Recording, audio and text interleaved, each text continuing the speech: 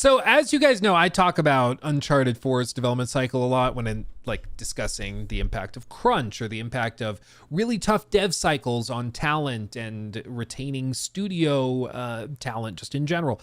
Because Uncharted 4 had a historically messy development. I mean, it was very, very difficult to get that game across the finish line, and it barely survived. There was infighting.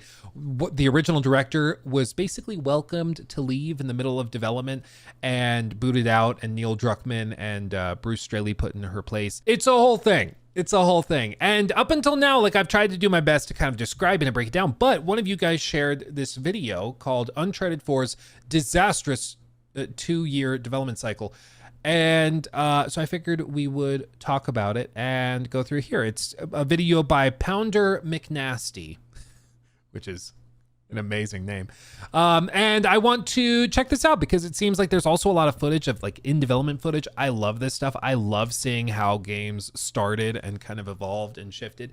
But hopefully in this, we get a picture painted of sort of how this went down, because broad strokes, it's kind of amazing that Uncharted 4 existed at all. And it's really amazing it turned out being, you know, good.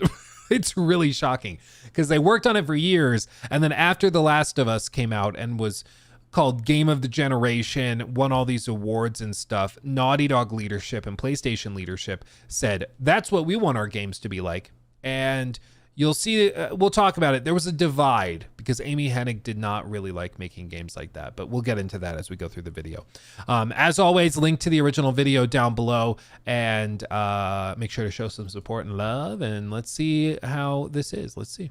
You're looking at an early prototype of Uncharted 4, a version that no longer exists. This build was scrapped after Naughty Dog went one of the most dramatic internal shakeups in its history. In April of 2014, Amy Hennig, who was the original creator of Uncharted and led creative vision of every single Uncharted game up until Uncharted 4, was in the midst of a massive power struggle within Naughty Dog, of which the victor would set the course of what type of developer Naughty Dog would evolve into the modern era. What began as a continuation of Nathan Drake's story ended up reshaping the identity of one of gaming's most beloved studios. Today, I will go over the development process of Uncharted 4 and show how the power struggle ultimately decided not only Naughty Dog's identity, but also wielded immense influence over the direction of the entire gaming industry.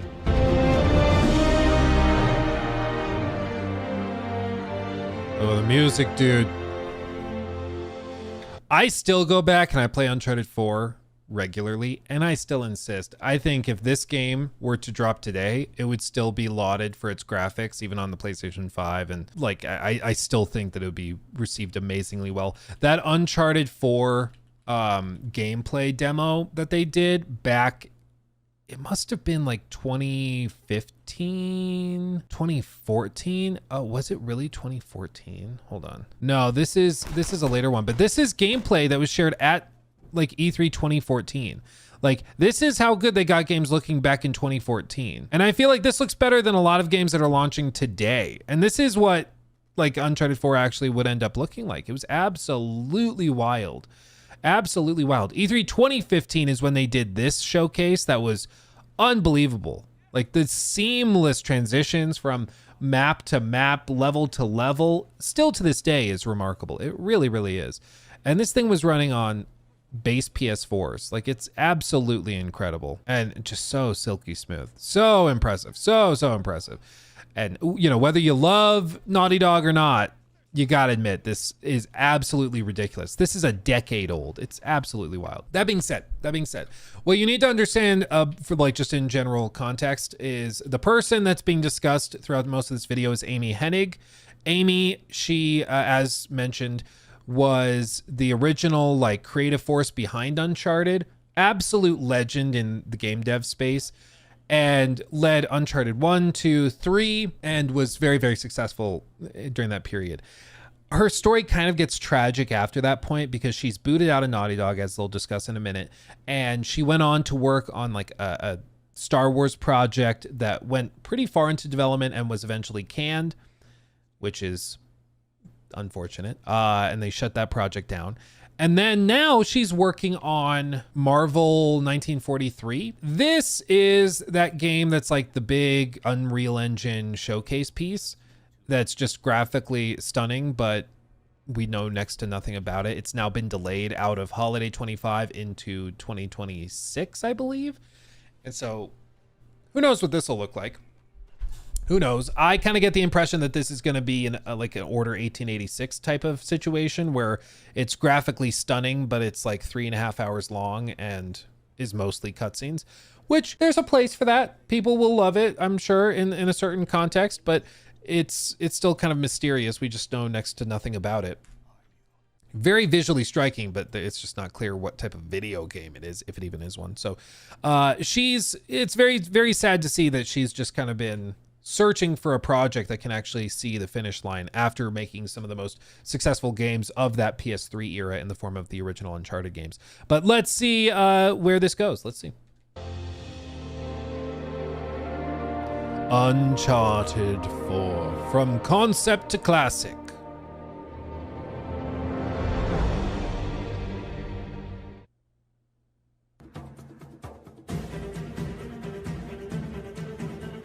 Before diving into the development of Uncharted 4, we have to take a look at how Naughty Dog was structured before they began working on Uncharted 4. In 2009, Naughty Dog split into two separate teams. One team was working on Uncharted 3, while the other team, led by Neil Druckmann and Bruce Straley, started working on a brand new IP, The Last of Us. The dual team model, while enabling high volume output, set the stage for creative conflicts and resource imbalances.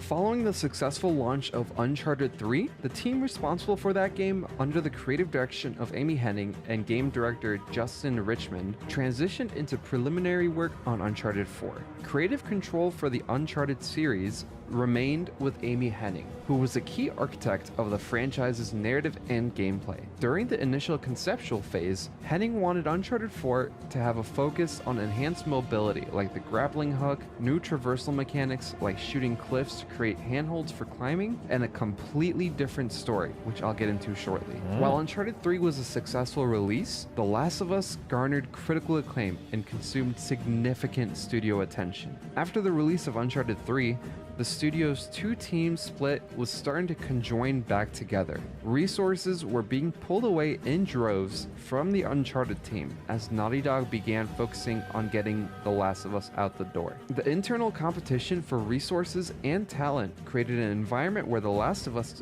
development and subsequent release in 2013 inadvertently drew focus and resources away from Uncharted 4's development, impacting the initial development trajectory. With Naughty Dog focusing their studio on The Last of Us, Uncharted 4's development was very limited, as they simply didn't have enough resources to go through a proper pre-production phase.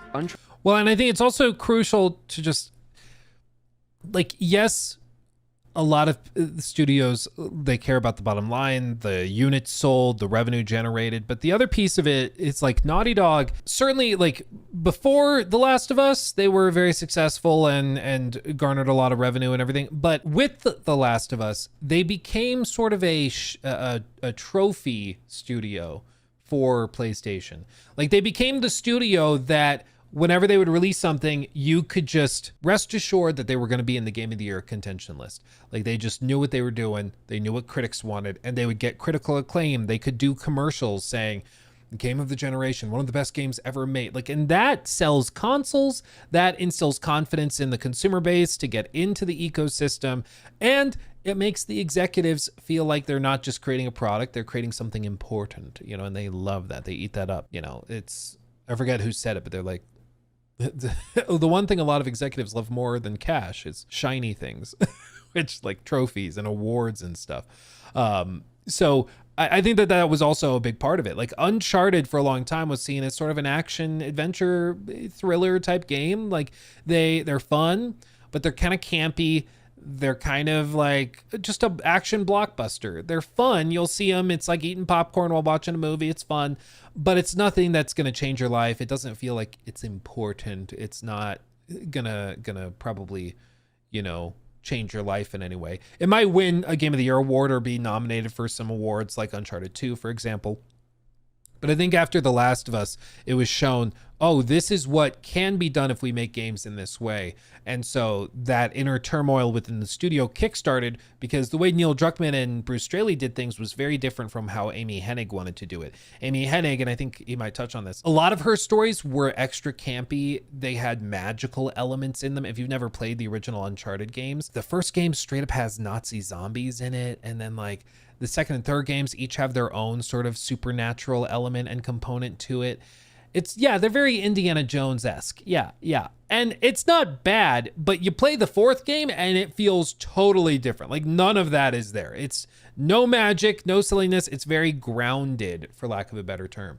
And so with Uncharted 4, it's like you can certainly feel the shift towards the more Last of Us approach of keeping everything grounded, keeping the characters grounded. They have real problems or even kind of mundane problems. Like even though it's an action adventure game, the game starts out with Nathan feeling like he's a prisoner, just like his brother, but he's a prisoner within his sort of mundane life of going to work and then doing paperwork and coming home and doing the dishes. And like he feels like a prisoner, just like his brother was a prisoner in a weird, twisted sort of way.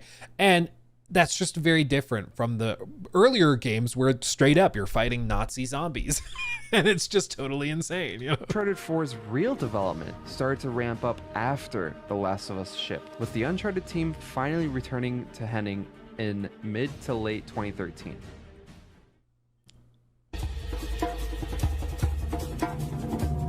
From November of 2011 to March of 2014, Amy Hennig and her teams actively developed preliminary concepts and gameplay ideas for Uncharted 4. Again, while these ideas were made, they couldn't really flesh them out due to resources being pulled into The Last of Us. But their original vision for evolving gameplay mechanics included the inclusion of vehicles and a grappling hook. The team also explored a unique combat twist, considering a period where Nathan Drake would primarily rely on melee combat, aiming to showcase a different facet of his character. They tinkered with prototypes of new traversal mechanics such as slide mechanic and the ability for Drake to shoot cliff walls to create handholds for climbing. A cornerstone of Hennig's narrative was the introduction of Nathan Drake's old partner, Sam. Hennig's original concept for Sam was not as Nathan's blood brother, but rather a figure who would be one of the main villains, who was bitter towards Nathan for being left behind during a Panamanian prison escape. Hennig described her Sam as an antagonistic force in Drake's life that he had to reconcile with, complicated by their past rather than a classic antagonist. This version aimed to explore deeper themes of trust, abandonment, and the nature of family through the lens of Nate creating his own identity. Her story would have delved more into Nathan's mother's research and her death, which was largely glossed over in the final game. Hennig's vision did not include a character named Nadine Ross or the childhood flashbacks that became central to the final game. You're telling me Nadine was kind of shoehorned in by Neil Druckmann? What? I don't know, man. I know there are some Nadine stans out there that love Nadine. I've always felt like she was a really weird character and just in a lot of cases just straight up cringe as well. Like Proto Abby. I mean, it's kind of what it comes off as. Like, you know, no judgment to Neil. He likes his muscle mommies. He just does. He likes his big buff women who beat up dudes. Like he just does. And no judgment, you know, who's the pro wrestler? Ripley something. I've seen the clips of like people being like, you know, I want her to crush my head like a watermelon between her knees. Like, no judgment. Do whatever you need to do. Rhea Ripley. Do whatever you need to do. No judgment. That's fine. But I'm allowed to kind of chuckle at it. You know, them's the rules.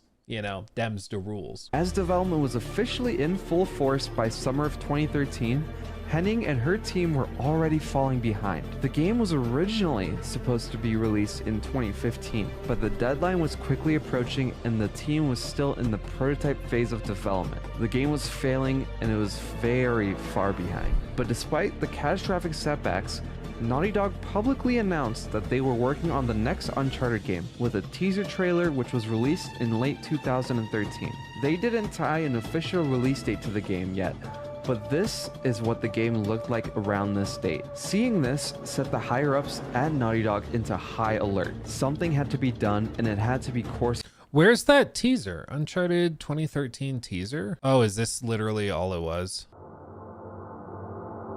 Some chains can never be broken.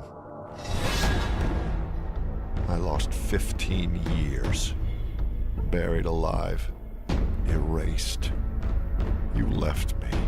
So that's supposed to be Sam. In that hellhole and never looked back. Doesn't sound like Troy Baker. You can't outrun the past. And when it catches up, when all your lies collapse around you, I'll be there, sifting through the wreckage. You owe me.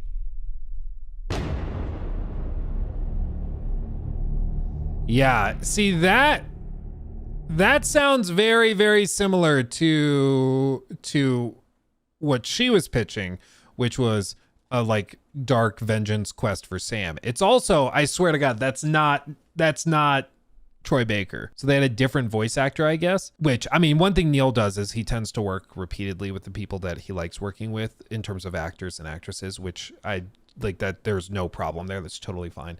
It's very common. A lot of directors do it too. Like you see one Wes Anderson film and then there's like the next one has basically the same cast, just rearranged. Like it's totally fine. There's nothing wrong with that. But it is interesting that they had this guy and this dialogue that's just not present in the final game. And this, again, this was November 14th, 2013. So this 2.5 years out from the game releasing, that's crazy how different that is to what it actually would end up being. Absolutely wild. But before we dive into what the higher-ups did, I just want to take a moment to talk about today's sponsor, Surfshark. Surfshark! Is a light- I thought the E3 2015 footage was first footage of the game.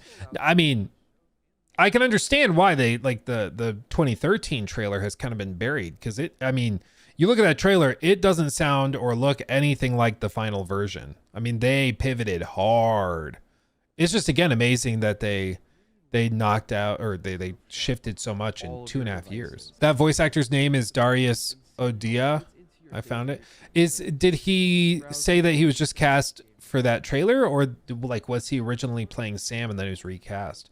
Maybe he'll mention it in the video. In March of 2014, a pivotal moment in the development of Uncharted 4 was about to happen. Amy Hennig abruptly exited Naughty Dog with no context to her departure. Her departure was followed by that of game director Justin Richmond and several other long-standing veterans of the studio. Here was the creative director of one of PlayStation's most successful franchises, leaving in the middle of development of what would become Uncharted 4. So, what happened here? Well, the official statement from both Hennig and Sony is that there was creative differences in the project. Hennig is bounded by a non-disclosure agreement, so she can't tell us the exact reasons why she left, nor do I think we'll ever know. But the unofficial story, however, gives us some clues and helps paint a bigger picture. In 2014, IGN reported that Hennig was forced out by Neil Druckmann and Bruce Straley based on verified sources. Naughty Dog immediately refuted these claims by saying this: "We feel it's necessary to clear up a very important point that was unprofessionally misreported when the story broke." Evan Walls and Christopher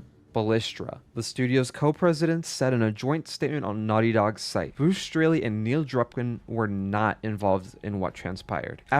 That's also my understanding, and there's been discussions over the years, like there was, I forget which one it was, but there was a stage panel interview or something where Neil Druckmann was talking about the development of Uncharted 4 and everything.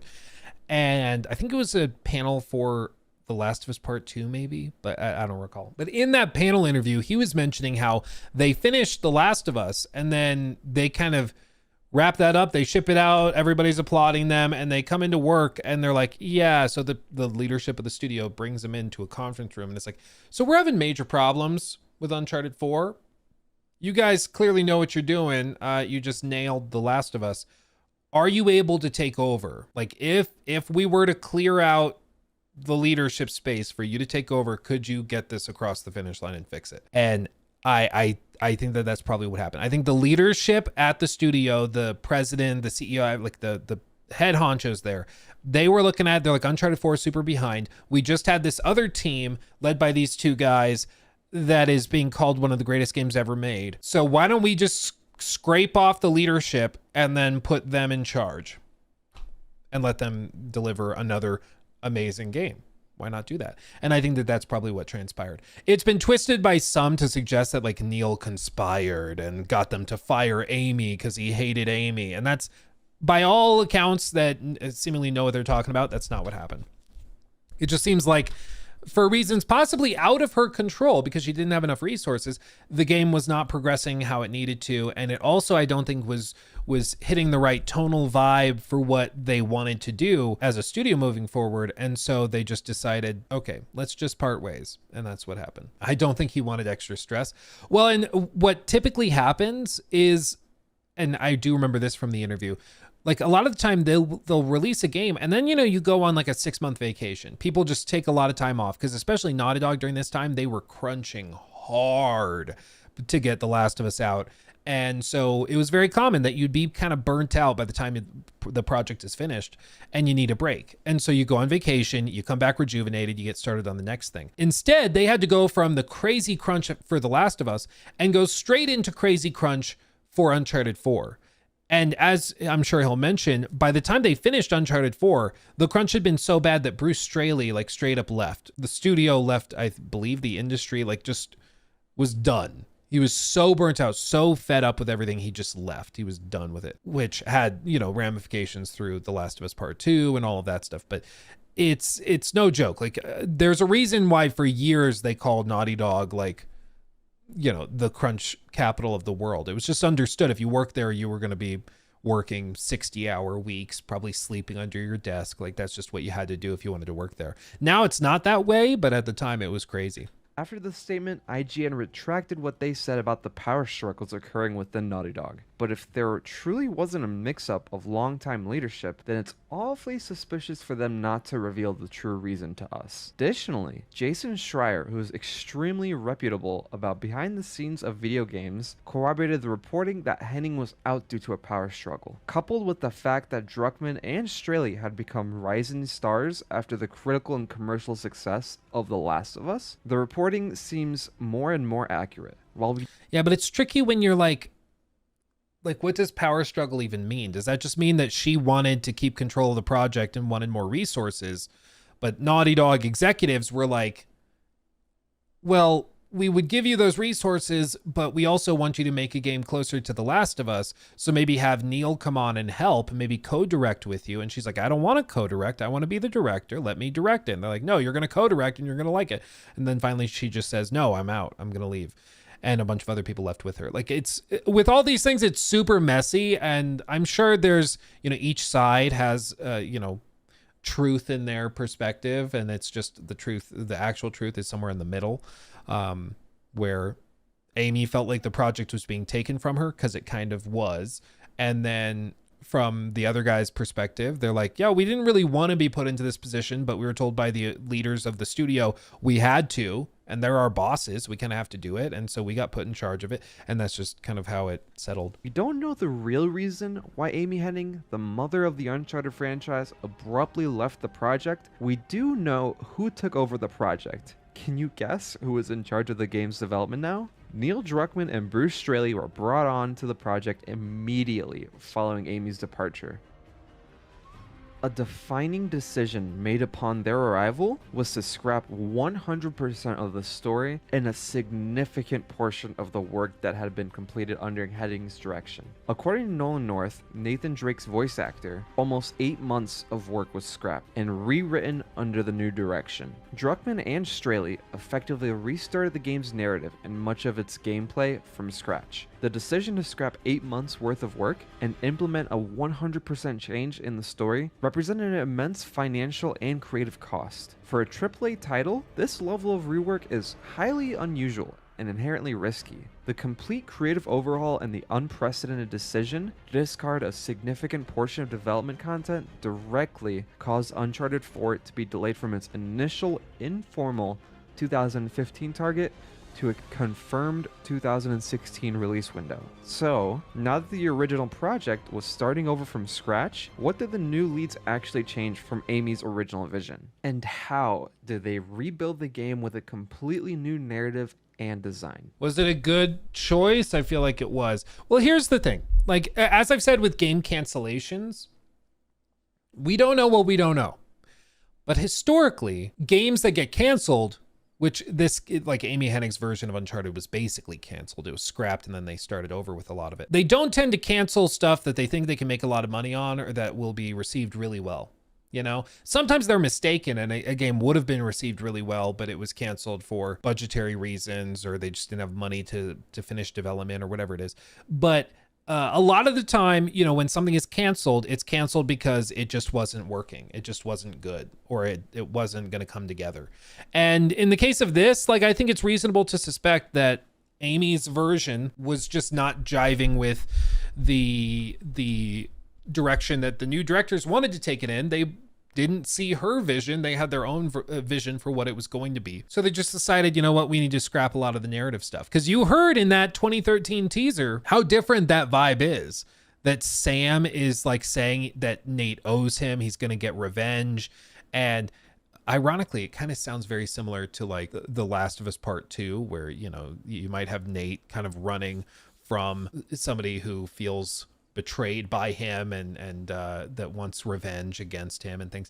But it's still a bold choice to scrap all of that and start over with basically 2 years to throw the game together. I mean, that's absolutely ridiculous. It's wild. I don't know. I do like Uncharted 4. It's a good game, but a lot of it felt like rehash of 3 with a new coat of paint.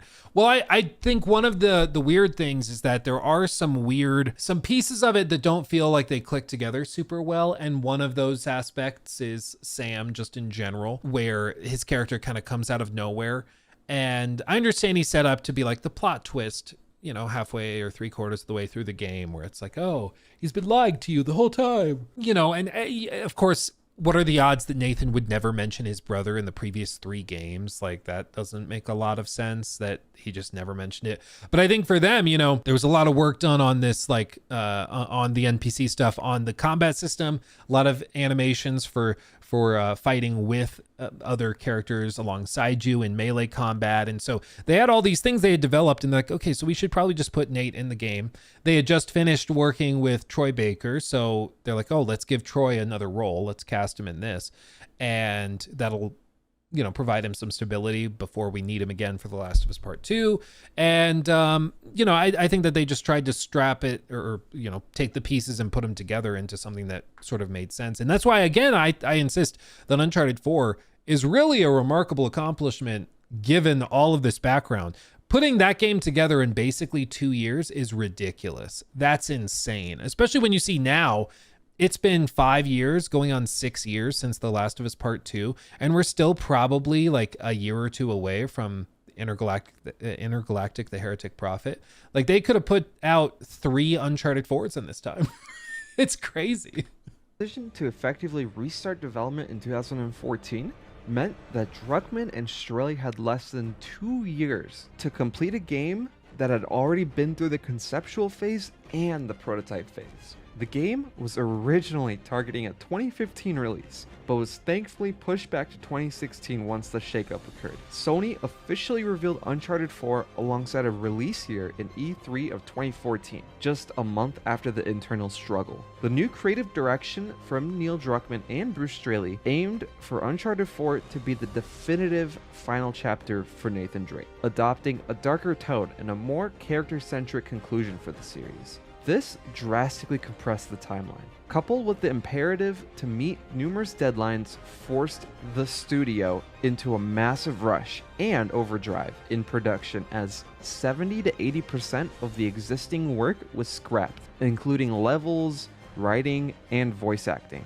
Only certain elements remained, like the Madagascar chase scene and some basic character concepts.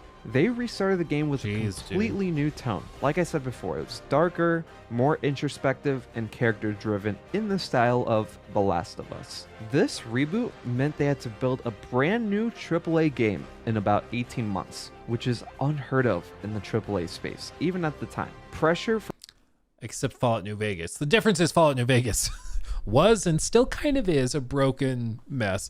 I love Fallout New Vegas. I love it. I love it dearly. But even now, it's still pretty buggy and broken. And say what you will about Uncharted 4, it's even at launch, it was a pretty damn polished game. It ran very, very well and graphically stunning. Like, it did not appear like a lot of corners had been cut with that game. It also was long too. It was like, what is it? Like 16 hours, 17, 18 hours. Like, it's a long game From Sony for 18 months. Like, goddamn. to release the game fast played a key factor in the strict timeline here as well. Given these requirements, there's only one solution that the higher-ups saw as the way forward, and unfortunately, it's a solution that's been normalized across the entire gaming industry. Crunch, baby! The shift in leadership and the complete reboot of the game's narrative had massive ripple effects across the studio, particularly in how work was conducted. With less than 2 years to build a AAA title from scratch, Naughty Dog entered what employees later described as a brutal period of crunch culture. Developers worked long hours, weekends, and holidays just to keep the project on track. Some insiders reported 60 to 80-hour work weeks becoming the norm, with mounting pressure from Sony to deliver on time. While Naughty Dog had consistently produced critically acclaimed games, it has also gained a notoriety for its intense work environment. Uncharted 4 and the development of the game was no exception. The culture of crunch would also waterfall over and continue to snowball into their next project, The Last of Us Part 2, which I have a Yeah, that, I mean, again, it's so insane to think that not that long ago, just a handful of years ago, they were asking people to put 60 to 80 hours in a week into the game. And now it's like they've tried to totally overhaul that. That's part of the reason the games are taking so much longer now. Like we just mentioned, they could have put out 2-3 Uncharted games in this period of time. But it's because now they are very strict on no crunch culture. They don't want that. They have reporting mechanisms so you can report to or anonymously to like HR people that are off site so that you can make sure that you're not being overworked. They continually ask you about your workload, how you feel about it. Like, they've taken a lot off of people's plates to try and make it a better place to work. But that just means it takes more time. And for like PlayStation, it means it takes a lot more time and money to put these games out. It's something that's happened across the industry too. It's not just Naughty Dog. A lot of studios have tried to eliminate crunch culture because it's seen as quite unethical and unreasonable, for sure. Because a lot of these jobs are based on salaries. It's not like they're being paid hourly with overtime or anything. Like, you get paid what you get paid, but you're being asked to stay twice as long. Like, oh, you show up at 9, leave at 5? No. We need you to show up at 7 and leave at like 11 or 12 p.m. Like, we need you to stay till midnight and then be back 6 hours later, 7 hours later. Like, it's absolutely crazy. But that's just how it worked. It sounds so toxic, man. Well, and the problem also is that it's a lot of these games for a lot of developers are resume builders. Like, everybody wants to have a game on their resume that was critically acclaimed and did amazingly well, won a bunch of awards. Because if you can tell people, oh, I worked on The Last of Us Part 2. Oh, I worked on Elden Ring. Oh, I worked on Baldur's Gate 3. That gets you a lot of respect, and you can get a better job. You can negotiate higher pay. You can work pretty much anywhere you want once you have that on your resume. So a lot of people were and are willing to go through hell for a handful of years so that they can eventually get the job they really, really like and that they're really happy with. And so you just put up with it because it's, you're putting your time in, like unpaid internships. Yeah, exactly. Like, that's just how it is. And I think it's just the way the industry worked for a long time, but in the age of social media, that type of thing became much more public and visible. And it's a great way to shove people out of the industry because they burn out real hardcore. It means that those people can't spend time with their friends, their family, like their life becomes making this thing for a handful of years. And there are still some studios that certainly crunch to make the games. But it's much more rare nowadays than it was like back in the day. I worked on Concord. It was going to be the next Star Wars. Yeah, exactly. I referred to it being grounded. Yeah, I said it was more grounded than Amy Hennig's version, because Amy Hennig's versions of Uncharted historically had like literal magic, like actual magic, Fountain of Youth stuff. Like it was actually magical. And in Uncharted 4, there's basically none of that. As far as I can think right now, there's like nothing magical. And so they tried to make the narrative much more grounded. We can point to like, oh, well, you're being dragged behind trucks in mud and somehow not dying. Yeah, it's a video game, but like the narratively very, very different from Amy's version. Very, very different. They've been crunching on GTA 6 for years. Yeah, I mean, I don't know specifically about Rockstar's approach, but I mean, it wouldn't surprise me. Wouldn't shock me for sure. Grounded is Neil's motto. Yeah, well, and it came at a time that these types of games started really popping off, character-driven narrative games that tried to focus on like the emotions and the stories themselves instead of just on spectacle. Like that, they started really popping off during this time. The video about, if you're interested in. A quote from a developer who worked on Uncharted 4 really highlights how chaotic the reboot of the game was. A normal work week for us was 10 a.m. to 10 p.m., 6 days a week, and we didn't really have any choice about it. Jeez, dude. Okay, so look at the top one to begin with. During crunch time, which lasted many months, we could be working anywhere from 60 to 80-hour weeks on average. I remember hitting 100+ hours the final week of development on The Last of Us. 100-hour work week. That's insane. That's crazy. And again, like there's always going to be some people like I just saw somebody say, well, working in the games industry is a privilege, man. You should just suck it up and deal with it. I think if you believe that this is what should be considered normal and that this will lead to like a healthy industry, I think you are sorely mistaken. Like, I think that yes, you can cram out a product crunching 100 hours in a week. Yes. But you're introducing a lot of misery. You're potentially destroying marriages and families. Like it's not, there is a human cost to that. Okay. And my view is like, if you need to delay the game to not put your developers through that, if you need to, delay by 6 months or 3 months, whatever it is, and that adds cost to it. And you know what, if you need to charge an extra $10, go from 60 to 70 in order to eliminate crunch culture within these studios, I personally am willing to pay that extra fine or fee so that people can live decent lives that are not that miserable. Even if you love what you do, 100 hours in a week on whatever you love is a lot. That is a ton. So yeah, I think it doesn't make you based to think that people should just suck it up and get used to working 100-hour work weeks. Like,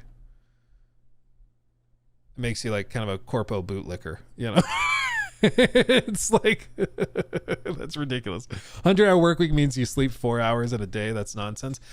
Yeah, it's a little crazy. I'm not a little, that's crazy. One person even recounted working 24 hours straight. Quote, a normal work week for us was 10 a.m. to 10 p.m., 6 days a week, and we didn't really have any choice about it, they said. Sometimes we'd stay until midnight or 1 a.m. At the end of Uncharted 4, we started doing 7-day work weeks for a little while, and even did some 24-hour shifts where we'd come in at 10 a.m. and leave at 10 a.m. the next day. I didn't really have a life outside of work for 8 to 9 months during the big crunch. Dude, that's ridiculous. that is ridiculous. Okay. And if you think that's not ridiculous, I think you're being ridiculous. Like, that is crazy. That's crazy. And it's, again, we're not talking, oh, for 1 week we did this. He's saying for months they were doing that. For months. It's wild. Does it start to make sense why they were able to do this in 18 months? It's because, yeah, it was 18 months, but because they were crunching so much and getting so many hours of work out of people, it was effectively like taking 3-4 years because they got that amount. If you think, we get 40 hours a week out of each person. If we can get 80 hours a week out of each person, we can do twice the work in half the time. So we can work much faster. You know, wild. Convert that to minimum or convert that to hourly. They got minimum wage. Probably less, honestly. Probably less. Like a lot of these designers are not making 100 grand a year. A lot of these developers might be making 50, 60,000, maybe 70,000, but working 80-hour weeks. Like that's wild. That's crazy. Sometimes we'd stay until midnight or 1 a.m. And at the end of Uncharted 4, They're probably taking drugs to stay awake. Dude, have you ever watched the documentary 6 Days to Air? It's really interesting. I recommend you watch it, even if you don't like South Park, because it's a documentary literally just on the making of South Park and how they make an episode. And it goes through the 6-day process of them coming up with the idea for an episode, writing it, recording the voices, animating it, doing everything, and then shipping it. Then they take 1 day off and then they do it again. And in that, like they show Matt Stone and Trey Parker, they show them like Trey Parker just downing entire bottles of Dayquil because he gets sick. So he just chugs a bottle of Dayquil real quick, taking shots of 5-hour energy and drinking multiple coffees to stay awake. But that's just what they do for like, you know, a 3 to 4 month run of a season just to get it done. Now I don't think that's how they operate, because now they're doing these longer, like almost movies instead of, or specials, I guess, instead of doing the traditional season run. But I mean, that's how they did it for years and years and years. That was very normal. But yeah, in order to maintain that level of work and that pace, you have to do stuff like that. I remember, last tangent, I remember when I worked in real estate, and it was kind of, it wasn't anywhere near this bad, but I've told you guys the story 1,000 times before, where I had to leave for work at like 7 a.m. It was about an hour and 15-minute drive down to Denver to start work by 8:30. So typically I'd arrive at like 8:15, ready to go in and work at 8:30. You'd work all day and have your meetings or whatever. And it was, you know, you could leave at 5. Yeah, you could leave at 5. But everybody knew that the owner and boss would do a walk around the building at like 7, 8 p.m., somewhere in there. And if you were seen at your desk still cold calling people, trying to get deals, he would make like a little mental list and you would get a little check mark, because he knew you were devoted. He knew you were hardcore. So if there ever came a time for him to like promote you or give you an opportunity, give you a deal that he didn't want to manage, which could represent a $50,000 payday, like he would hand it off to the guy that worked late, that was committed and was staying there. So you didn't have to work late, but if you're a team player, you would, you know, and that it was that sort of passive aggressive peer pressure thing to get you to work later. And I remember during that period, like for me, I would take 4 shots of espresso in the morning. I had a little espresso maker on my kitchen counter, and I would make 4 shots and I put it in a little thermos, and I'd hop in the car and I'd drink that on the drive down to Denver. And then when I got to Denver, I would then get a quad campagna, which is 4 shots of espresso with a dollop of whipped cream in it, because there's a Starbucks right next to our office. I'd get that, and that would be how I started the day at like 9 a.m. And then later in the day, I might need another pick-me-up, say like 1 or 2 p.m. I might need a little bit more caffeine just to keep going and like stay awake, because I wouldn't get back home on like a lot of days until 8, 9 p.m. And then you might try to relax for an hour or 2, but then you got to go to bed because you got to be up at 6 the next morning to get ready to leave at 7, you know? And that's just how we had to pump it out, you know? You just had to grind it out. What was my biggest commission? I think my biggest commission ever, I think my take home was like 10,000. But that was like months and months of work. So, you know, effectively it was like $2,500 a month, you know, for how long I worked on it. But my bosses, like my 2 sponsoring brokers, they each made like 50 grand. And then the owner of the firm made like 75 grand. Like it was a lot. It was a lot. So I've never had to do, as far as I'm aware, I've never had to do a 100-hour work week. That's crazy. But I've experienced crunch in my own way in a different industry. You know, it's a different thing. Yeah, but yeah, that's a great way to burn people out. And I know firsthand the human cost of that. One of the reasons I left that job to do YouTube full time and try to make this work into something that was profitable and could pay the bills was because Nikki was pregnant and my first son was on the way. And I was like, I can't do this with a kid at home. I literally will not see my child 5 days a week. Like, I won't see him until Saturday, maybe, unless I have to work on Saturday, in which case the same cycle repeats there. So I will see him maybe one day a week, because I will wake up before he wakes up and I will be home after he goes to bed. And I was like, I can't do that. I just can't do that. Like, so I had to leave. Like, it just didn't work. It just wasn't going to work. So yeah, I know the cost of crunch all too well. We started doing 7-day work weeks for a little while, and even did some 24-hour shifts where we'd come in at 10 a.m. and leave at 10 a.m. the next day. I didn't really have life outside of work for 8 to 9 months during the big crunch. That's crazy. Uncharted 4's reboot suffered from a chaotic production cycle where features were being built and tested simultaneously with level design. The need to finalize systems like the grappling hook, sliding, and open-ended exploration in Madagascar, for example, put enormous strain on designers and QA alike. It's worth noting that these gameplay features were holdovers from Hennig's original vision, but had to be reintegrated into an entirely new story framework.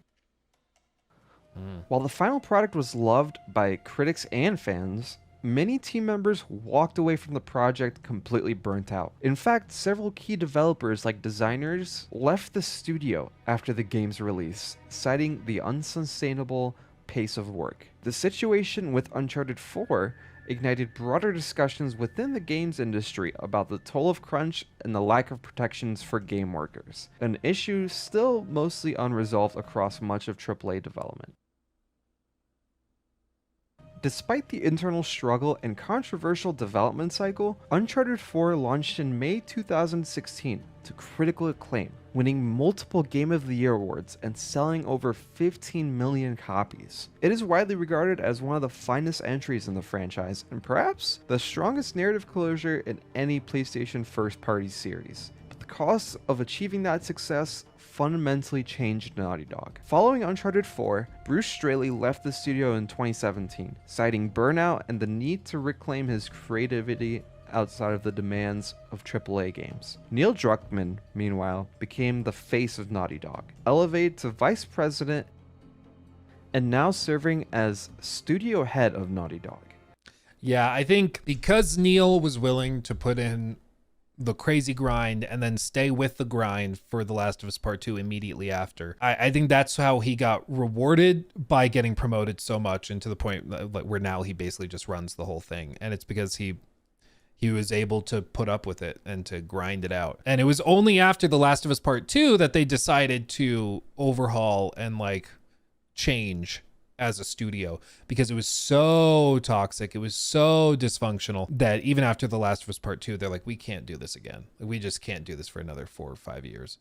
Bruce Straley isn't acknowledged enough, man. So there's been some reporting, if you don't know Bruce Straley, that's been, referenced a handful of times. Bruce Straley was the gameplay director on The Last of Us, or on The Last of Us and on Uncharted 4. And so he was well known for that and clearly very successful there. You can see video games. He worked on Uncharted 4, and then he worked on Gorogoa, which is a puzzle game. He got a special thanks there, and he was a story consultant on Chained: A Victorian Nightmare. After that, though, I mean, you can see he did some other stuff here and there, but like some films, some fun and serious video game festival, whatever that is. Like, he's largely stepped away from active development as far as we can tell, despite having been so heavily involved in The Last of Us and Uncharted 4. But it burnt him out of the industry, basically. And, there's been a lot of discussion over their relationship with each other, because what's been said and suggested by some is that Bruce restrained Neil on The Last of Us Part 1, and he had a lot of ideas for what he wanted to do with the first game that Bruce talked him out of and kind of kept him level-headed on. And so their collaborative efforts kind of bounced back and forth really well with each other. He had somebody to tell him, no, that won't work. No, that's too much. No, that won't be fun. No, that'll just be depressing. No, that's, he had somebody to tell him no. And on the flip side, Bruce had somebody that was taking a narrative approach and could ground everything in the story. Because, I think, every designer has their strengths and weaknesses. Neil's strength is dialogue. He's really freaking good at writing dialogue. He knows how humans talk to each other. He knows how to communicate something with a sigh or with a glance. Like, he gets it. He does. You might not like the story he's telling, but he's good at telling those stories, at least in the minutia. maybe, you know, there's some times where the story I think is ineffective because of who he puts in the story.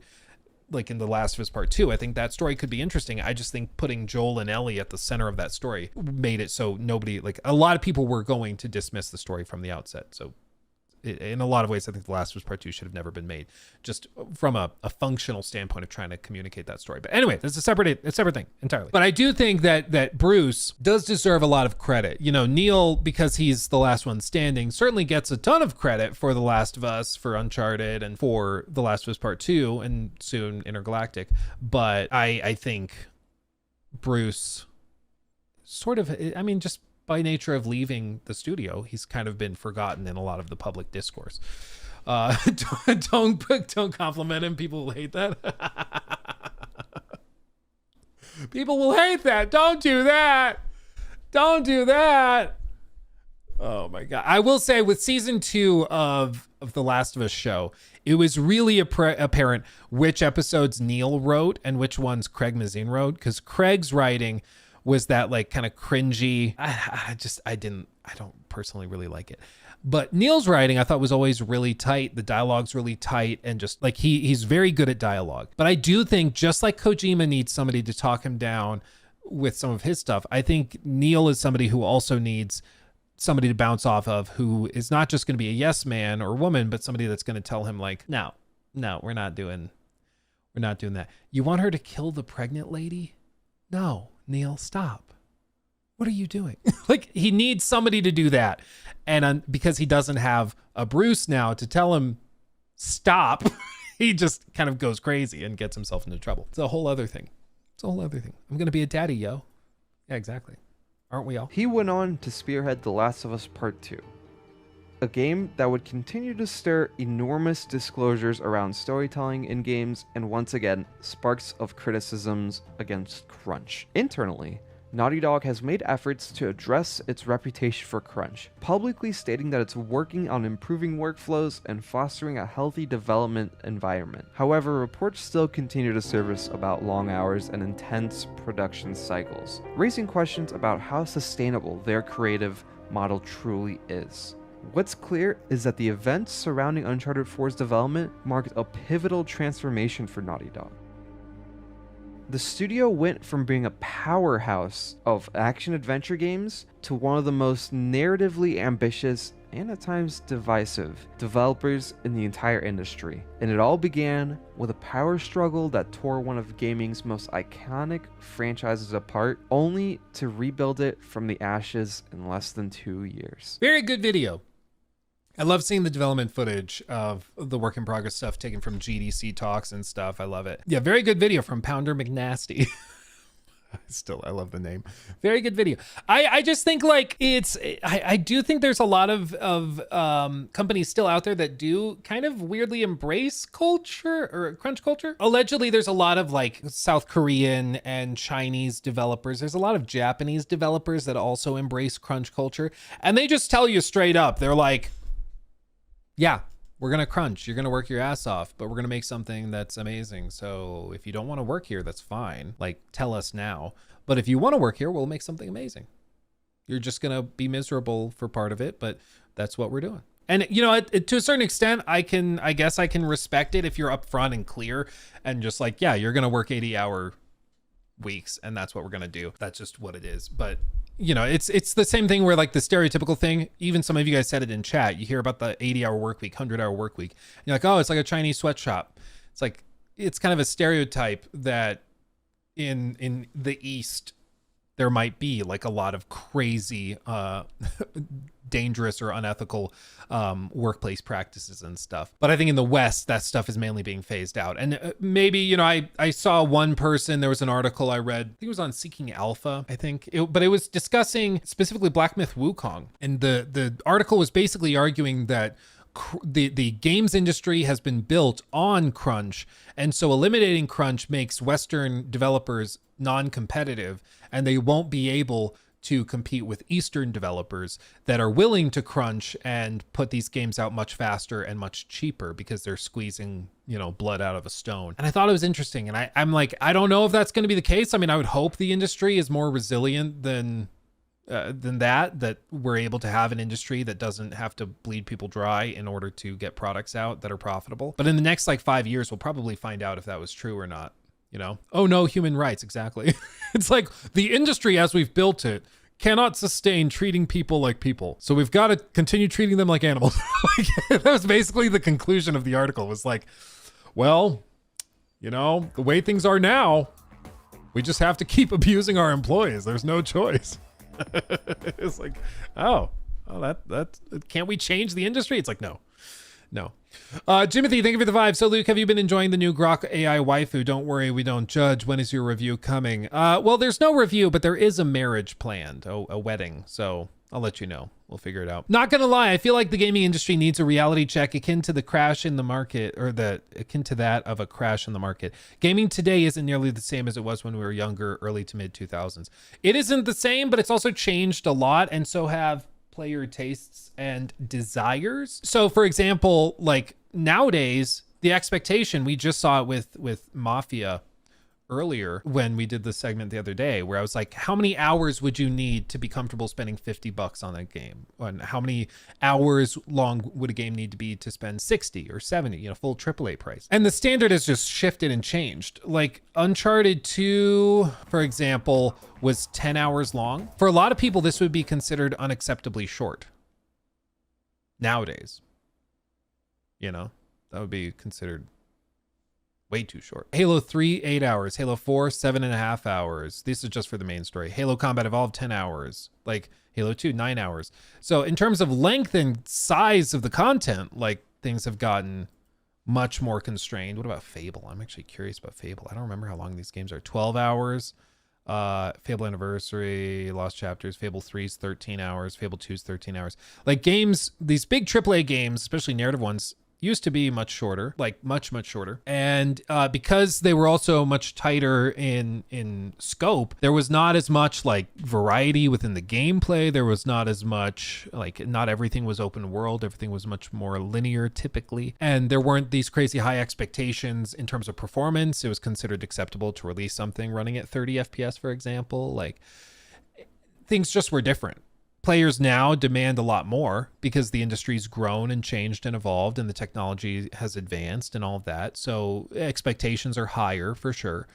And on the flip side, as we've tried to make the workplace environments healthier for employees, it also means that dev times and cycles are going to take longer. It's why also companies like Microsoft are so giddy to hear about AI advancements, because they're like, hey, if we can fire people to let AI do the work, that saves us money there. And AI don't get tired. You can crunch with an AI bot. Who cares? You just have to pay the server costs, which are a lot cheaper than dealing with, you know, somebody's health care. You know, it's why all of these executives are so giddy at the idea of having these AI bots that can do a lot of this stuff. Yeah, pesky humans. Yeah, exactly. AI rights coming up, bro. Yeah, when that happens, we'll be truly screwed. Wouldn't that be funny if the AI's unionized? That would be interesting. That'd be very, very interesting. The industry probably does need some sort of adjustment, but I think more than anything, the adjustment needs to come from production schedules. I think scope has gotten largely out of control. All of these games trying to be the latest, biggest, massive open world everything like that I think just doesn't work.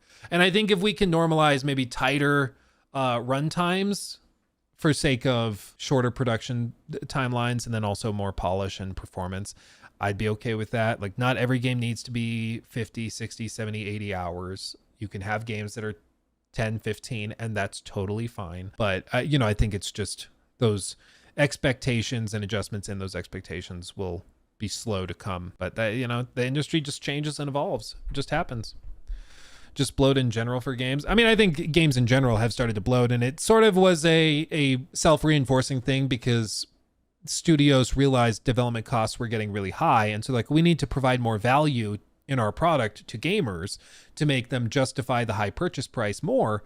So we're going to make the run times longer. So we're going to put more stuff in it, like more side quests, more tedious stuff to bloat that gameplay time to make it more valuable, I guess, or a better value.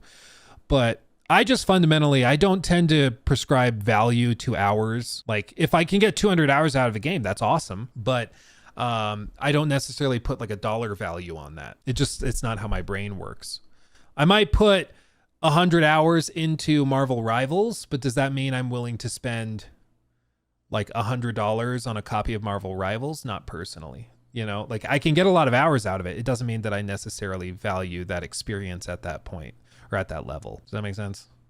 It's the same thing with like food. Like just because you can give me a bucket of popcorn doesn't mean that's worth the same price as a nice ribeye, of which there might be less, but you know, it's much better.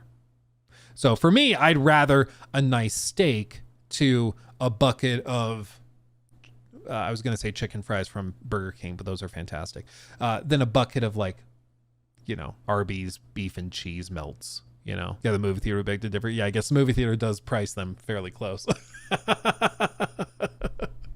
Pretty close, yeah. Yeah. He took my thing.